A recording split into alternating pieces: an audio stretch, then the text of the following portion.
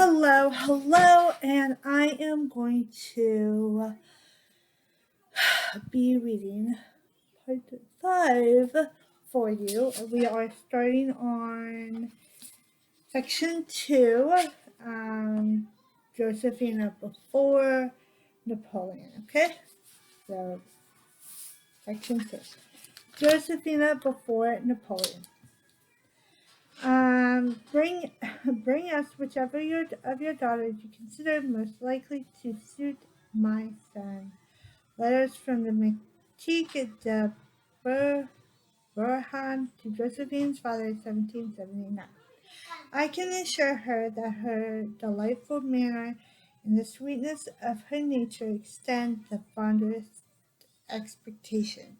Letter from Viscount Alexandra de Burhan to his father, October 28th, 1779. Her name was Rose, Marie Josephina Rose, her Christian name called Rose, like her mother, for more than half her life. She was still signing herself Rose in 1796, at the time of her marriage to General Bonaparte. Marie Rose de Tastrel, as it can be clearly read on one line of the marriage document, MJR Tasher, on another. Napoleon changed it to Josephina, an association perhaps with another person dear to him, his brother Joseph, or it may have been out of subconscious desire. As director Paul Barris analyzed it. To be put out of his mind, the Rose who had unfurled and blossomed for other men before him, Napoleon would be the first to possess her as Josephina, the first to whisper the name into her ear, against her lips, his own, his divine Josephina. It would have been impolitic,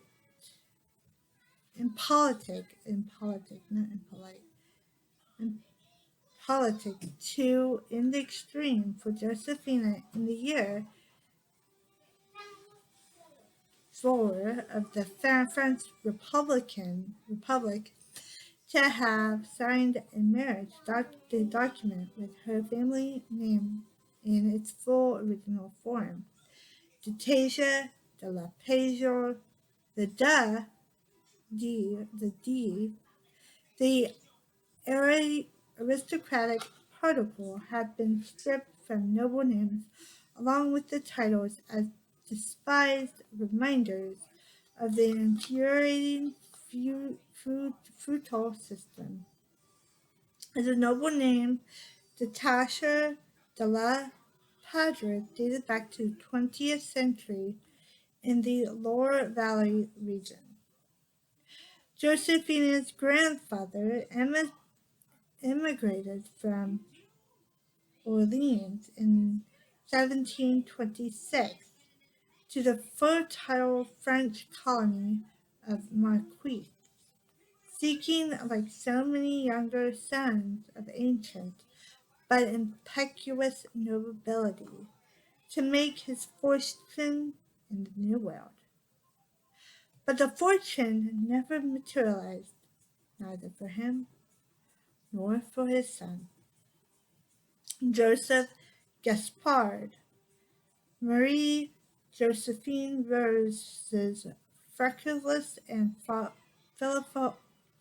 floundering father, to whom she was born in 1763, the first of 3 daughters, though even such vital statistics as these have been at times contested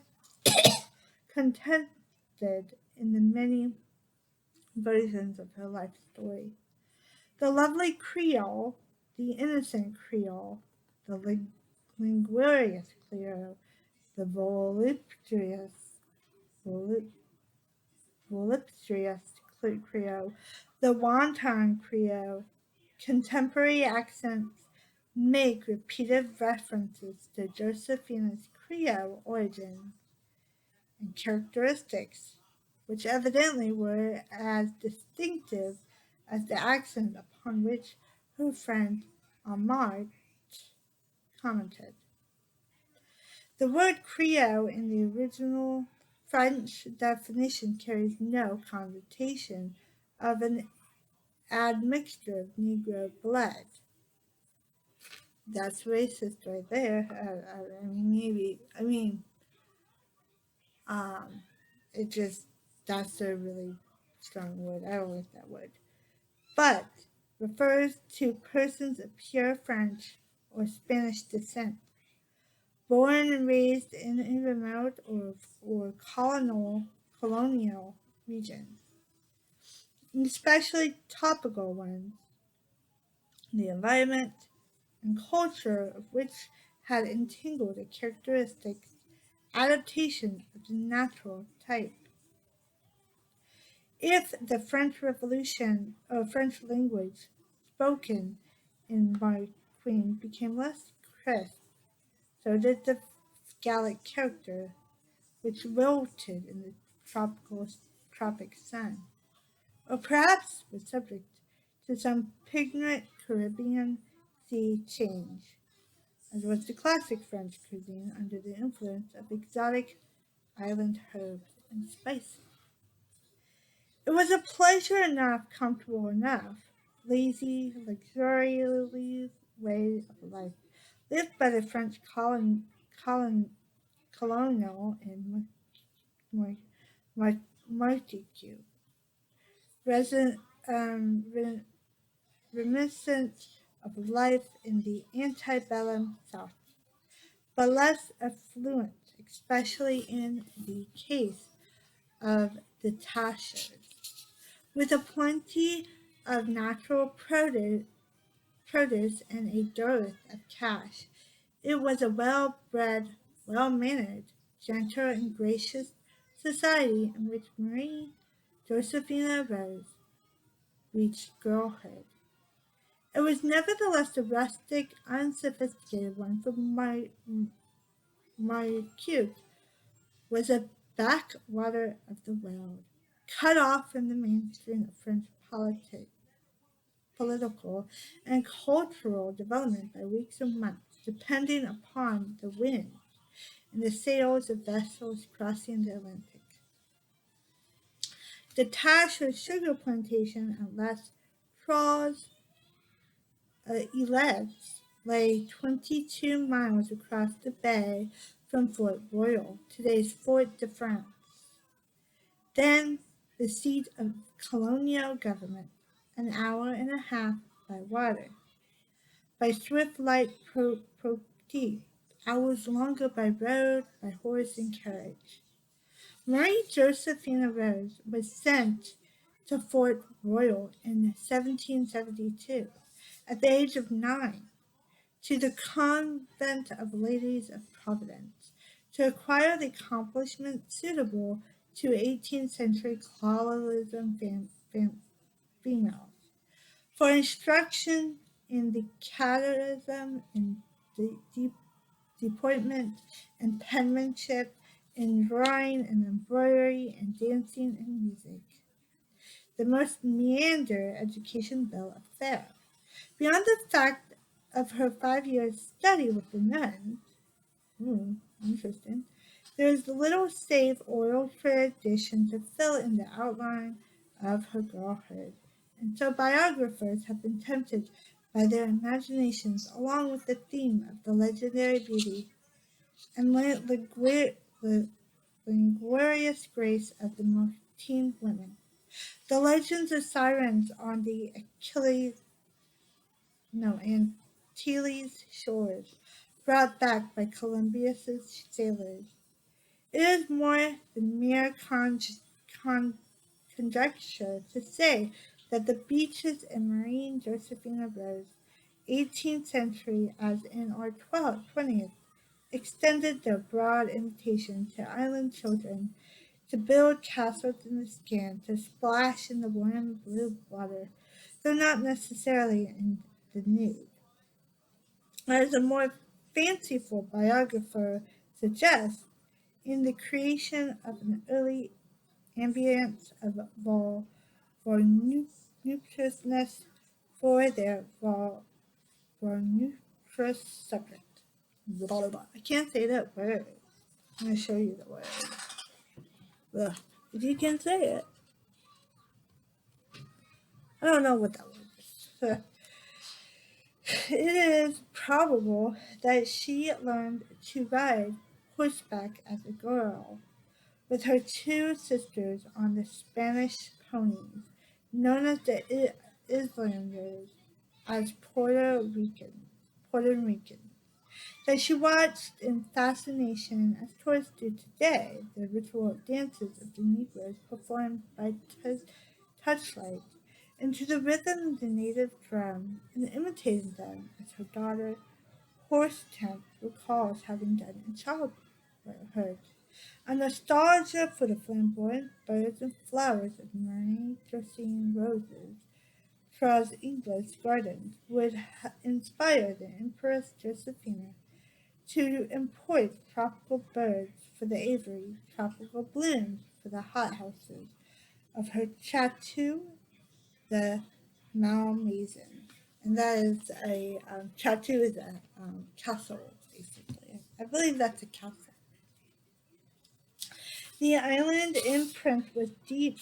The bonds of inland kinship and island friendship never weakened across the years or sea. The name Martinique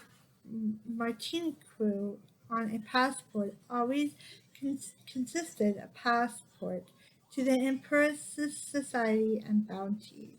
She sent out to Marguerite for her maids, for nurses, for her children. An island woman of color was listed. This strawberry is not fat. It is a strawberry and it's a hard strawberry. Yeah, you can eat it. And it has this and Yeah. Yeah. Was listed in her will among her many prisoners. She never recovered from what she herself called my Creole nonchalance, which more objectively contemporaries called her Creole indecent. Indecent. Madame de Roosmus. Yeah, you can eat it. For one, marveling that she could idle away her days doing nothing and yet never be bored with it. Her blood was attuned to the tempo of her island, below the winds to the long afternoons of siesta and the long evenings of idle gossip on wind-cooled vedaras with neighboring planters. The monotony of island life was broken by the arrival of visitors from France, government officials, commercial agents, army and navy officers, providing the occasion for house parties at Les Trois Îlets, for balls and receptions and galas at Fort Royal, to which Marie Josephine Rose was invited by her uncle, the Baron de Taffishire, commander of the port. The interesting in this book is that they actually keep the French, because that's Baron of, is like of, I think. So it's kind of interesting how they like do that. Any pleasure-loving girl on a remote plantation in Martinique would have kept her eyes fastened on Fort Royal Bay, watching for the sails to loom up and head for harbor, waiting for the joyous summons there. As for any colonial debut, these visits to Fort Royal were Marie Josephine Rose's chief delight. The red letter days of a calendar. I wonder what that means. I have no idea. But it was the prospect of a journey to Paris upon which her fondest hopes were pinned. Paris was the city of her dreams, her spiritual home before she ever saw it. She was homesick for Paris before she set foot inside its walls. She would be homesick for it every time she left it, and would never willingly leave it again. As a girl, the tale she never tired of hearing, and one her father never tired of telling, was that his sojourn in the capital, the 5 years of his youth This time spent. you get the triangle. Yeah, you gotta eat it. I'm trying to find the one I keep. I'm trying to find the one when I found the heart one. Like I want to be a heart. Okay, all right. So after I do a B, I do a first. I do a. All right. The 5 years of his youth spent at the royal court as a page, an honorary service to which the taciturn patience of nobility entitled him in the household of the Dauphin Marie Josephine, mother of the present King Louis XVI? Yeah, King Louis the 16th. The prospect of the journey to Paris hinged upon another more dazzling still, that of the betrothal to the Viscount Alexandria. The Viscount de Bourg-Harnes, handsome, wealthy, and young. Both prospects had long been dangled tantalizingly before her eyes, but with an agonizing doubt involved. While the identity of the finance was established, that of the fiance hung in the balance. Would it be Marie Rosa Josephine Rose, or one of her two sisters? Oh, that's interesting. So she was maybe engaged once before. The question was to be debated by the families, by mail, over a period of months, of years. The matchmaker was the Tatur's girl's Aunt Emmy, Madame Renaudin, who occupied a position as influential as it was unique in the Honduras household, which she had joined during the Marquis de Beltrami's term of office as governor of Marquis. She had joined it originally as Dame de Comray, or campaign, to the governor's lady. She stayed on as a mistress to the governor and as godmother to the governor's younger son, Alexandra, born in Fort Royal in 1760. Emmy Renardin sailed with the family to France upon the governor's recall, and eventually she took over responsibility for both father and son when the Marquis obligingly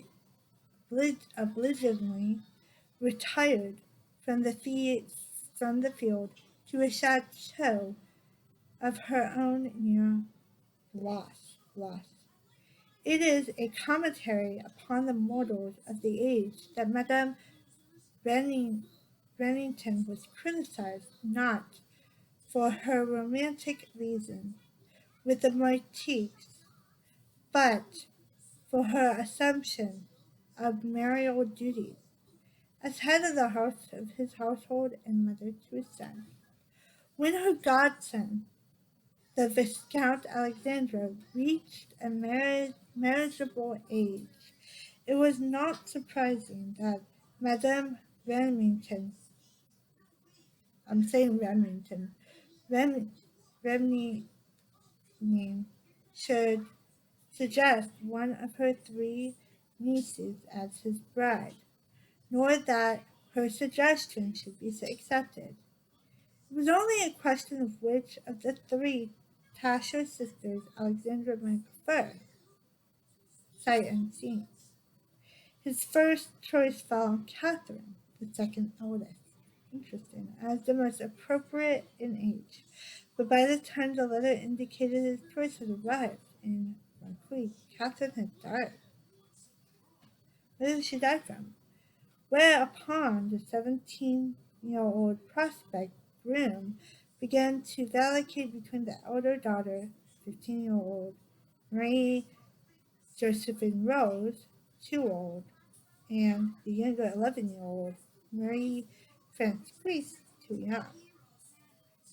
The bedeviled father could only say that the younger expressed reluctance to leave her mother, whereas the elder was all eagerness to go. Having frequently requested to be sent to France, he could catalog the latter's attraction as an exceptionally sweet disposition, a fine complexion, and beautiful eyes and arms.